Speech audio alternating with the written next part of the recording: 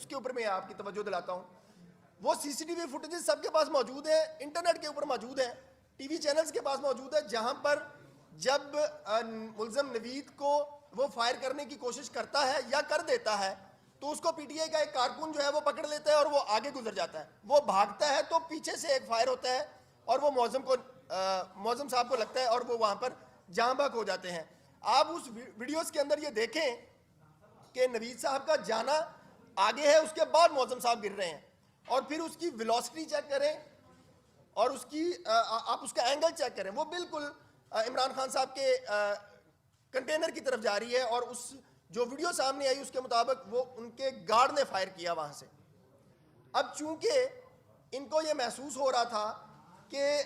یہ سارا مدعا جو ہے وہ گارڈ کے اوپر پڑے گا, اور اگر گارڈ کے اوپر پڑتا ہے تو جس کا وہ سیکیورٹی گارڈ ہے اس کے اوپر بھی مقدمہ درج ہوگا, تو کل سے انہوں نے ایک نیا افسانہ جو ہے وہ تحریر کرنا شروع کر دیا کہ جی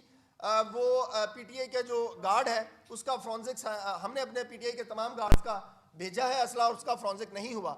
اور نہ ہی ایسی کوئی شہادت موجود ہے. سارے پاکستان کے پاس شہادت موجود ہے, صرف جے آئی ٹی کے پاس شہادت موجود نہیں ہے. مقصد صرف جے آئی ٹی کا یہ تھا کہ کسی طریقے سے عمران خان صاحب کو اور ان کے گارڈ کو جو ہے وہ بچایا جائے, اور اس وقوعے کے جو بنیادی حقائق ہیں یا اس سے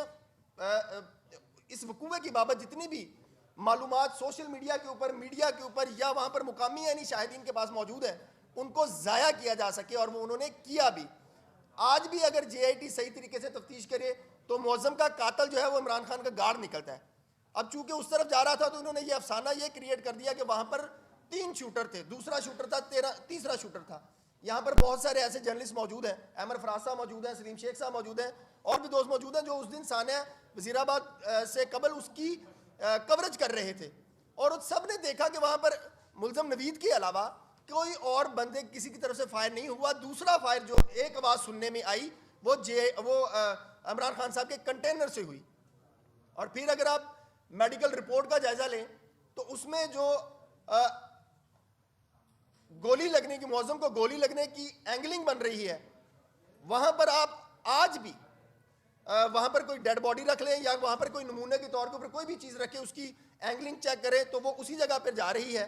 جہاں پر عمران خان صاحب کا گارڈ بیٹھا ہوا تھا کنٹینر کے اوپر.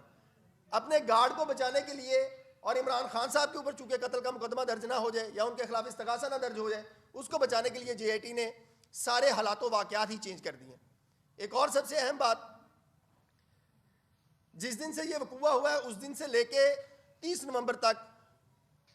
کم از کم 90 کے قریب جو پولیس اہلکار تھے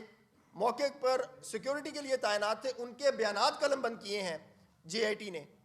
اور بڑے افسوس کے ساتھ یہ کہنا پڑ رہا ہے کہ جے آئی ٹی نے وہ سارے بیانات جو ہیں وہ ان کو غائب کرنے کی کوشش کی. اپنے طور کے اوپر وہ جے آئی ٹی کی فائل سے وہ